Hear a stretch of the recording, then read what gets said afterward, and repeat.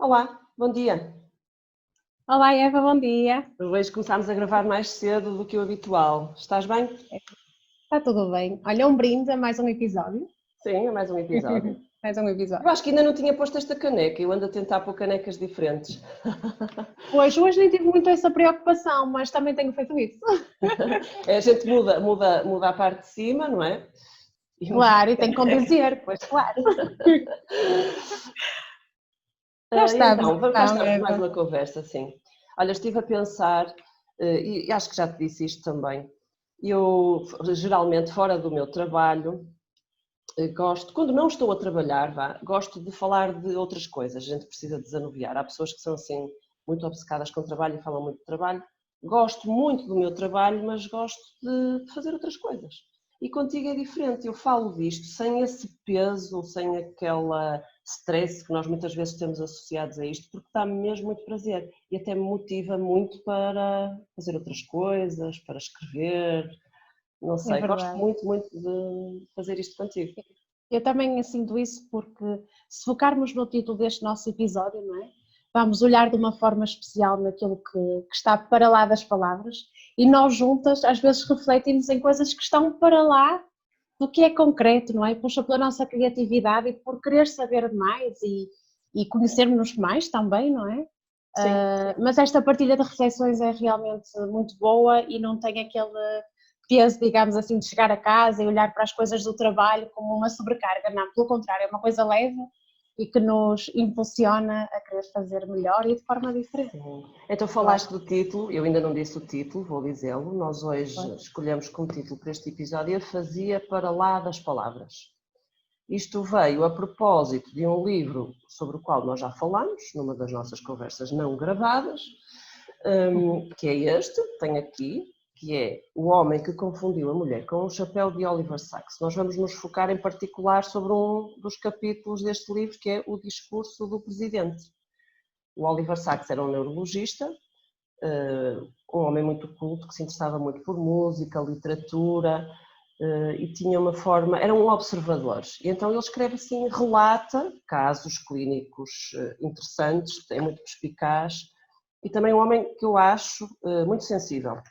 Ele via para além da doença, não ser para lá das palavras, ele era para lá da doença, então continuava a haver pessoas e não só doentes, coisa que eu acho que nem sempre acontece nos profissionais de saúde, incluindo os terapeutas da fala, e é isso que nós também tentamos fazer um bocadinho aqui, Exatamente. ver as pessoas para além do problema e que nós também somos parte do problema, não é? Nós os normais, como ele até fala aqui. Exatamente. E ele até Parece-me um apresenta de uma desafio. forma, estava a dizer que ele até apresenta de uma forma leve e até engraçada, não é? Sim, Muitas das coisas e isso é fenomenal sim, porque este capítulo tem sentido de humor, não é? Também é engraçado, ok. Vou começar então por ler um bocadinho, depois a gente fala do resto. Posso ler? certo, certo, Bom, força. tenho que ir aqui onde eu tenho marcado. Então, o capítulo, já disse, chama-se O Discurso do Presidente. O que é que se estava a passar? Da enfermaria dos doentes, com a fazia, veio o som de gargalhadas, quando começou a ser transmitido na televisão o discurso do Presidente. Então, nós mencionámos a afasia já num episódio anterior. Já. Queres-me ajudar a explicar o que é esta afasia para introduzirmos aqui este tema? Sim. Fazia então uma perturbação da linguagem, causada por uma lesão cerebral.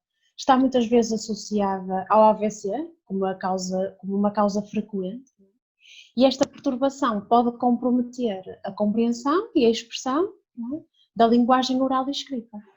E dependendo das características presentes, podemos ter uma influência significativa, ou pode influenciar de forma significativa a participação da pessoa na sociedade e a sua capacidade comunicativa.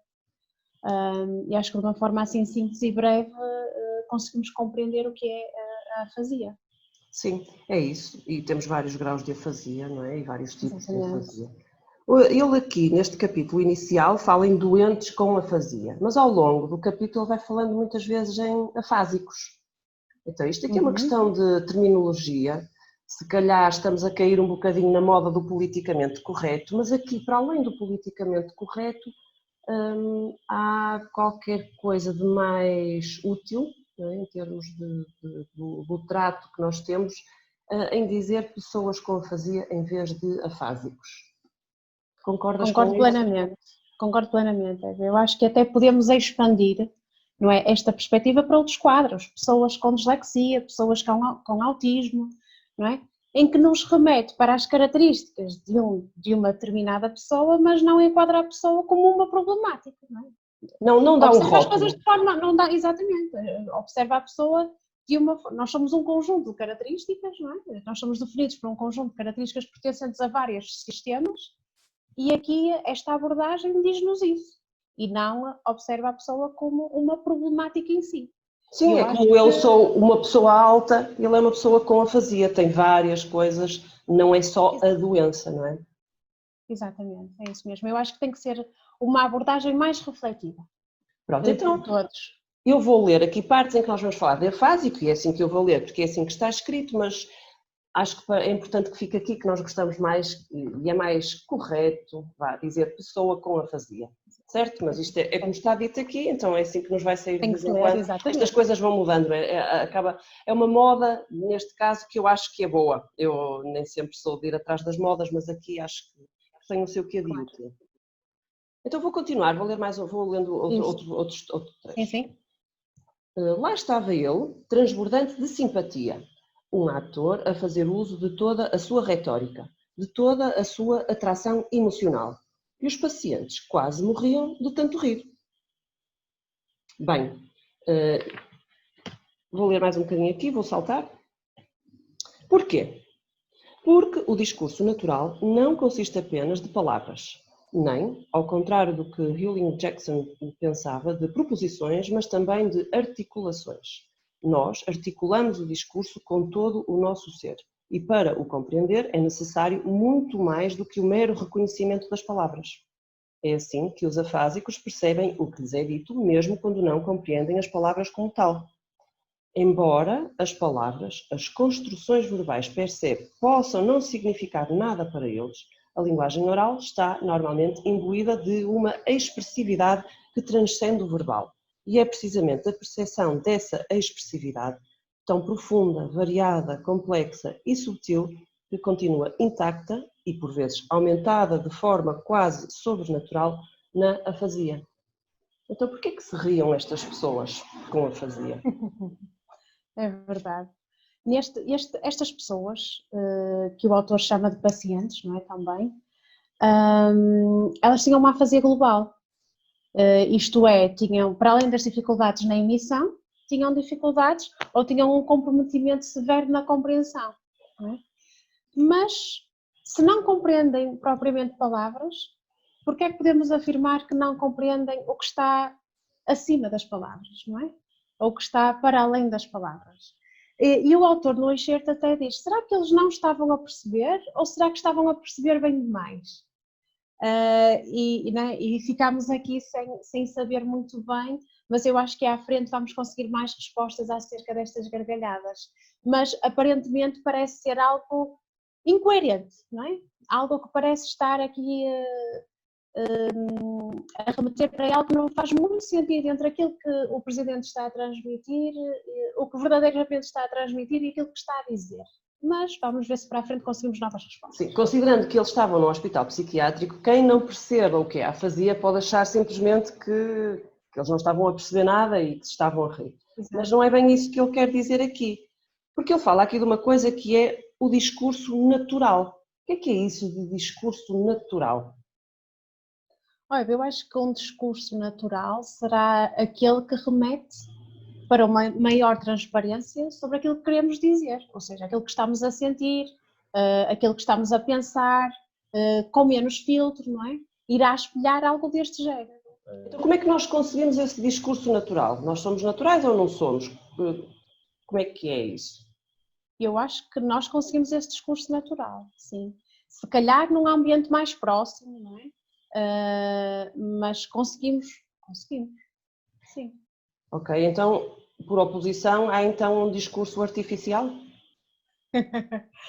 É verdade. Com certeza que há.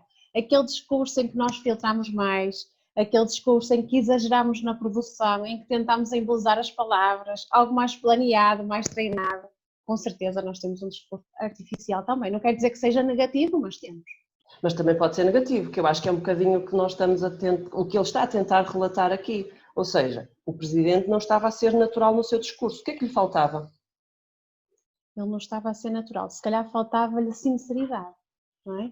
Ou verdade, para Sim. conseguir ser natural. Para mim, o não ser natural tem um bocadinho a ver com o ser consciente. Nós, inconscientemente, somos naturais. É o que nos sai sem pensarmos muito. Exatamente. Mas nós, muitas vezes, mesmo em termos de terapia, temos um discurso um bocadinho mais artificial, não natural.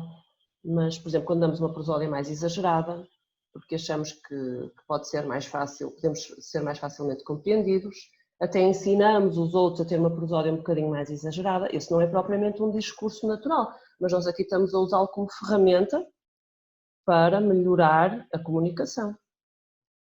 Exatamente. E eu acho que, Eva, quando nós treinamos muito uma coisa, não é? Ela, num determinado momento, vai fazer parte do nosso sistema interno, vai passar para algo mais natural.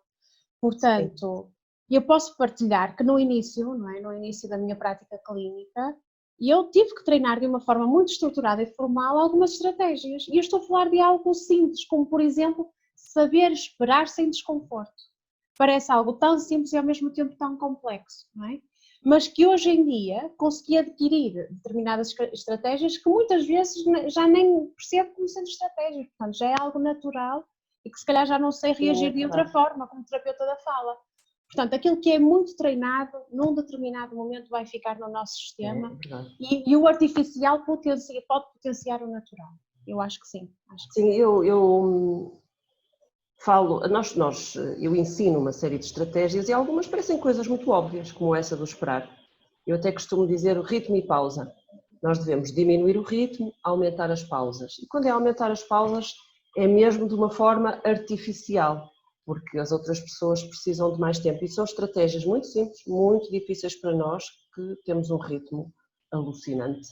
Exatamente. E têm de ser treinadas? Tem que ser treinadas. Eu tenho que fazer assim uma espécie de meditação e acalmar-me, e quando reparo que estou a falar muito depressa, tenho que mudar isso.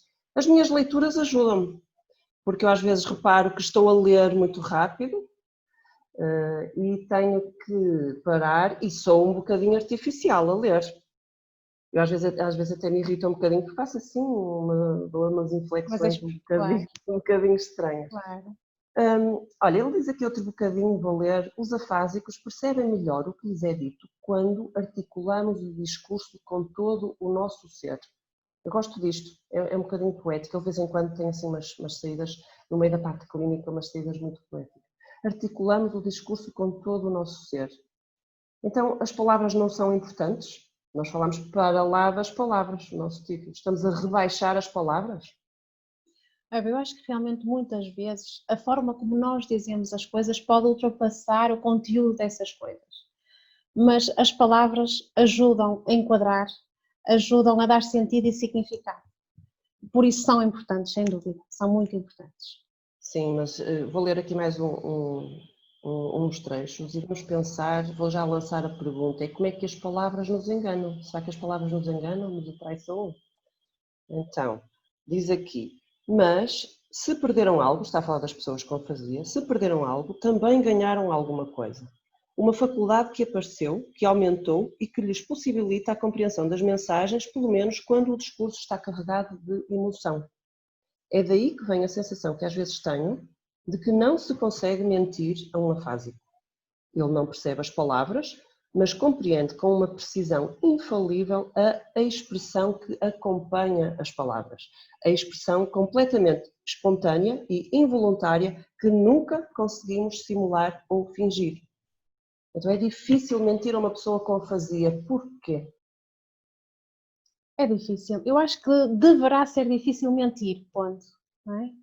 Principalmente na nossa profissão, a uma pessoa com afasia, não é? Muitas vezes, se calhar com o intuito de a proteger, mas a verdade é que eles não compreendem palavras, neste caso, não é? Porque há vários tipos de afasia, eles vão estar atentos e vão tentar compensar com outras coisas. E essas outras coisas podem ter uma compreensão muito boa, não é? Eles podem compreender realmente muito bem estes traços mais suprassegmentais da linguagem, mais paralinguísticos, coisas como a voz, o ritmo, a melodia, não é? A expressão facial e corporal global. E que se houver uma incoerência com aquilo que estamos a dizer, não é? Se essa expressão mais corporal for incoerente em relação à expressão mais verbal, oral, pode gerar aqui alguma desconfiança. Desconfiança, muito importante. Exatamente. Disseste uma coisa que eu acho que era importante explicares. Mentir com o intuito de os proteger. O que é que tu queres dizer com isso? Ou seja, quais são as consequências de mentir a uma pessoa com afasia? Porquê é que isso nos é importante? Porquê é que o estamos a proteger e porquê é que não devemos fazer isso com esse intuito? O que é que tu queres dizer com isso? Achei isso interessante. Sim. Eu acho que muitas vezes nós podemos, até com algumas estratégias ou um cuidado acrescido, não é? Frustrar a pessoa em vez de positivar o comportamento, não é? E que devemos ter este cuidado. Ou seja, desculpa, tu estás a dizer que nós lhes mentimos, ou seja, no fundo fazemos de conta que compreendemos quando não compreendemos, para não os frustrar. Exatamente. Mas eles compreendem. Mas pode ser um tiro no pé, não é? Exatamente, podem compreender que nós estamos a dizer uma farsa, não é? Sim. E isso realmente não é vantajoso. Eu acho que acima de tudo devemos tomar essa responsabilidade também, não é? Então, os meus alunos perguntam-me, então professora, como é que eu faço? Eles vão ficar frustrados, eu vou estar sempre a dizer que não compreendo. Como é que nós podemos então ultrapassar essa frustração que vai existir da parte deles e da nossa parte? Exatamente, assumindo a nossa responsabilidade. Assumindo a nossa responsabilidade. Exatamente, eles não estão a compreender, mas nós também não estamos a compreender, é uma coisa partilhada. Portanto, vamos ser sinceros, vamos expor as coisas devidamente. Vamos treinar os diversos meios de comunicação, que não é só fala, porque já compreendemos que se treinarmos só fala, depois podemos ser incoerentes com outras competências linguísticas também. Portanto, existe um leque muito vasto de treino a nível de comunicação. Vamos ser diversos, vamos ser criativos e sinceros, verdadeiros. Sinceros, verdadeiros. E assumir que as falhas comunicativas existem e que são frustrantes para todos e para nós também. Sim, eu acho que de facto essa é a melhor forma, o ser verdadeiros. Sem dúvida. Vou continuar a ler. Versa. Mas vou aos saltinhos, eu não estou a ler o capítulo todo. Era por isso que se riam do discurso do presidente. Se não se pode mentir a um afásico, dada a sua sensibilidade especial à entoação e expressão, o que se passará com os pacientes que perderam a sensibilidade à expressão e entoação, tendo mantido a capacidade de compreender as palavras? Temos alguns desses pacientes de agnosia, mais especificamente chamada agnosia tonal. Regra geral, esses pacientes perdem toda a sensibilidade às qualidades expressivas das vozes, embora percebam perfeitamente as palavras e construções gramaticais. Essas agnosias tonais, ou atonias, estão associadas com desordens no lobo temporal direito do cérebro, enquanto que as afasias estão associadas a desordens no lobo temporal esquerdo. Emily D. representava a situação oposta e podia-nos dizer como é que soava o discurso para alguém com agnosia tonal. Ela não sabia se o presidente estava a usar um tom de voz triste, alegre, zangado. Como as vozes não tinham entoação, tinha de olhar para as caras das pessoas, para as suas posturas e movimentos enquanto falavam, e deu por si a fazer isso com um cuidado e intensidade que nunca lhe tinham acontecido. Temos então agora uma outra situação, que não a afasia, a agnosia. Exatamente. Podemos dizer que é a perda da capacidade de reconhecer ou identificar algo, que pode ser uma pessoa, um objeto, não é? Uma forma, um cheiro. Portanto, temos 3 tipos principais: a agnosia visual, a agnosia tátil e a agnosia auditiva. Não é? E realmente são quadros muito curiosos e que o autor apresenta vários no livro, de uma forma muito inteligente. Há agnosias muito específicas, não é? Muito específicas, exatamente. E se olharmos para o título do livro, não é? O homem que confundiu a mulher com um chapéu, direciona-nos logo para um tipo de afasia, que neste caso é visual. Esta afasia, de um tipo de agnosia. De agnosia, peço desculpa, um tipo de agnosia, exatamente. E neste caso, também expõe a questão da agnosia tonal, não é? Dificuldade de perceber aqui algumas questões mais intuacionais e o timbre e a voz, e que realmente sem isso a pessoa também não fica satisfeita na compreensão. Pronto, temos vários tipos, temos por exemplo a prosopagnosia, não é? Dificuldade em reconhecer caras, faces, mesmo de familiares, ou a própria pessoa até nem se reconhecer no espelho. Pronto, temos também um leque muito grande e que exige uma avaliação muito rigorosa de vários profissionais e muito cuidadosa também. Eu gosto muito de leituras e a gente usa muito livros aqui nas nossas conversas e comentamos esses livros e as nossas leituras.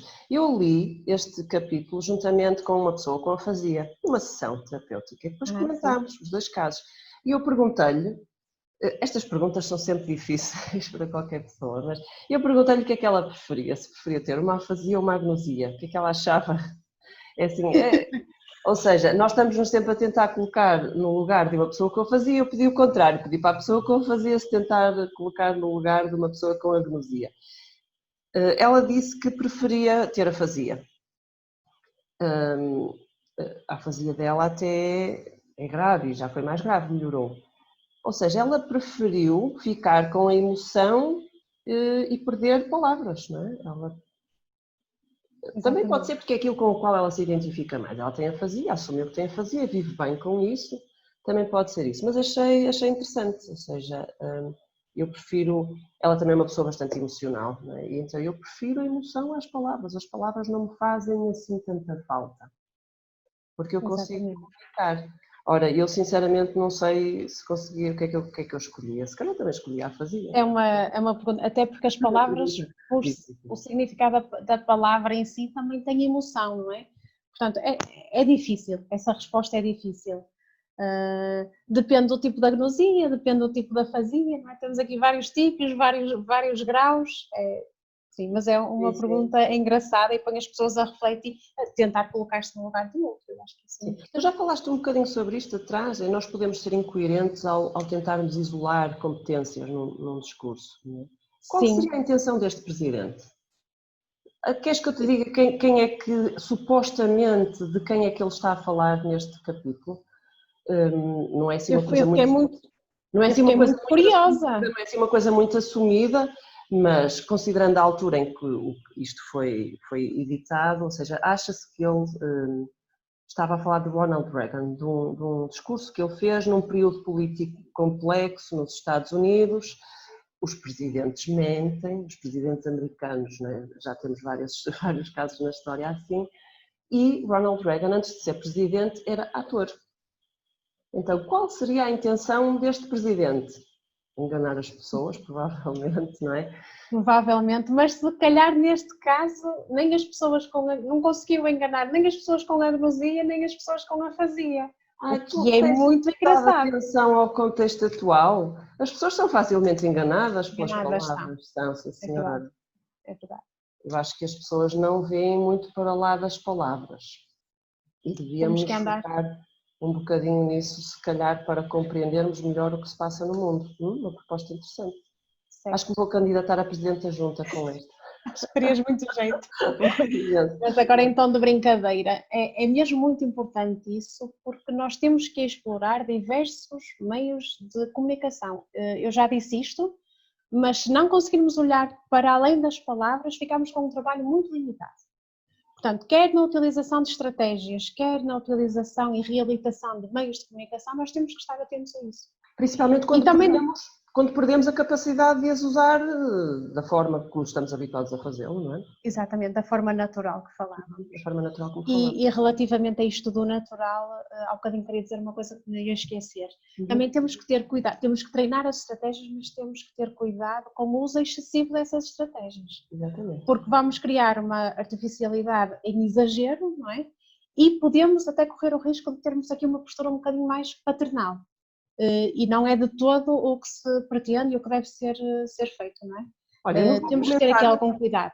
Eu gosto muito disso, é uma das minhas áreas preferidas e eu, a partir do momento em que eu adotei este tipo de postura, já há mais de 10 anos, eu mudei como terapeuta e mudei como pessoa. Eu acho que isso dá um excelente capítulo, no episódio, uma próxima conversa, falarmos sobre, ou seja, desenrolarmos estratégias. esse novelo que nos apresentaste agora, das estratégias, não sei se concordas, mas acho que Eu podemos aprofundar concordo. o tema, porque acho que é muito útil, não só para pessoas com afasia, embora tenha sido nesse âmbito que a gente as treina, mas dá-nos umas ferramentas, um conjunto de ferramentas muito úteis. Se gostares do tema, Exatamente. vamos Eu acho mais uma eu conversa. gosto muito. Eu gosto muito de refletir sobre estas coisas e principalmente refletir em coisas simples, não é? Que são as mais complexas e, sobretudo, conseguimos expandir estas estratégias para a comunicação global. Portanto, nós vamos, neste caso, aproveitar, digamos assim, a afasia, as estratégias de afasia, mas, na verdade, nós estamos a refletir sobre estratégias de comunicação, que utilizamos sempre, todos os dias, quer em contexto clínico, quer fora, não é? Portanto, Exatamente. eu acho que será um episódio E como são simples, são fáceis de utilizar por qualquer pessoa que tenha vontade de o fazer. certo. Olha, vou Não terminar só terapeutas da fala. Não só terapeutas da fala, exatamente. Exatamente. Isto é para toda, os interlocutores das pessoas com afasia e com outras perturbações são todos, não somos nós, nós até somos os que estamos com eles se calhar menos tempo, não somos os que passamos mais tempo com eles. Exatamente. Vou terminar com aqui mais duas leituras, mais uns parágrafozinhos, posso? Claro. Como não tinha reações emotivas, estaria a ser como nós todos enganada. Estamos aqui a falar ainda da Emily D, da pessoa com agnosia. Como não tinha reações emotivas, estaria a ser, como todos nós, enganada? De maneira nenhuma. Ele não é coerente, observou. Não fala em prosa correta. O uso que faz das palavras é impróprio. Ou tem uma lesão cerebral, ou tem algo a esconder. Eu adoro esta frase. Assim, o discurso do presidente também não funcionou para Emily, devido à sua enorme sensibilidade ao uso formal da linguagem e das construções convenientes, assim como não tinha funcionado para os afásicos devido à sua sensibilidade à entoação. Aqui está o paradoxo do discurso. O uso enganador das palavras e da entoação estavam tão habilmente disfarçados que só quem tinha lesões cerebrais não foi enganado. Espetacular. E é assim não que é? acaba. É, sem dúvida. A Emily via a envolvência das palavras, não é? De uma forma muito pragmática e nem ela ficou contente com o resultado. Portanto, este presidente será sempre uma incógnita, mas eu estaria muito curiosa relativamente ao conteúdo desta apresentação. O que é que o presidente estaria a expor, de que forma e provavelmente a mentir, não é? Sim, olha, eu acho que a afasia, nós se quisermos melhorar nós focamos muito nas palavras, quer escritas, quer faladas, nas duas coisas, não é? A escrita também fica muito predominante na nossa vida. A afasia é um bocadinho como ir a um país estrangeiro, onde a gente não domina a língua, não é? Mesmo que a gente tenha um nível de conversação mínimo, há sempre muita coisa que nós não compreendemos. O que é que nós fazemos naturalmente para tentar compreender? Prestamos mais atenção às outras coisas, que não as palavras. Ou focamos nas que conhecemos, então eu acho que nós podemos tentar fazer isso no nosso dia-a-dia, fazer de conta que vamos a um país estrangeiro e como é que vou tentar então compreender melhor as pessoas. Eu acho que toda a gente já passou por estas situações e então vamos lá prestar atenção a outras pistas. Acho que pode ser uma boa forma de tentarmos perceber como é que podemos ser melhores a comunicar. Não sei, é uma ideia. É uma excelente ideia, e se calhar em vez de fazer de conta irmos a um país estrangeiro, vamos mesmo a um país estrangeiro, Olha, vamos fazer uma viagem, vamos experimentar. Há mesmo um vocabulário muito rico para além das palavras, e parece que me estou a repetir muito com esta do para além das palavras, mas este vocabulário, vamos lá usar a palavra vocabulário, não é só palavras, temos uma série de coisas aqui associadas. E acho que isso é importante. Eu não li, mas o Sachs aqui neste capítulo dá cita Nietzsche, um filósofo. Ele diz que, o Nietzsche diz, pode-se mentir com a boca, mas com a expressão dizemos sempre a verdade. Acho que isto faz-nos pensar, temos que ser coerentes, temos que ser sinceros, criar boas relações terapêuticas passa por isto. Sem dúvida. Eu acho que nós já abrimos aqui mais uma série ideias para mais E conversas. obrigada pelo próximo desafio. Eu fiquei com vontade de falar já sobre isso, mas vamos apresentando as coisas aos bocadinhos para não chatear muito, não é? Sim, é uma forma também de refletirmos melhor sobre elas, não é? Vamos maturar aqui algumas coisas, perceber o que é que se pode acrescentar Claro, eu acho que as pessoas se calhar não se apercebem, espero que não se apercebam, mas a gente tem alguma preparação à volta disto que vamos falar, não é? Falamos aqui durante um bocadinho, mas não é à toa. A gente vai pesquisar e fala das nossas experiências e das nossas pesquisas, das nossas leituras e pronto, é assim. e tentamos não ser muito artificiais nessa exposição. Sim. E tentamos pegar na nossa parte mais espontânea para conseguirmos ser mais transparentes. Olha, eu esqueci-me de uma coisa hoje, lembrei-me agora do ser espontâneo, lembrei-me quando me apareceu aqui o gato a caminhar. Tenho uma amiga que me disse que tem sentido falta do gato. E eu hoje esqueci-me de ir-vos. Não está ali, olha. Está ali? Tenho ali uma manta no sofá e achava que era o meu gato. Mas já não vou a tempo de o trazer para aqui. Ele é gato. Pode ser que eles... Ele só vem quando quer. E se não precisa, é gato. É gato. Pode ser que a minha já também nos surpreenda um dia por aqui também. Está muito calor, eu acho que ela está ali num sítio mais fresquinho. Mas pode estar para o ar. Beijinhos, Olímpia. Beijinho, até à próxima. Tchau. Adeus.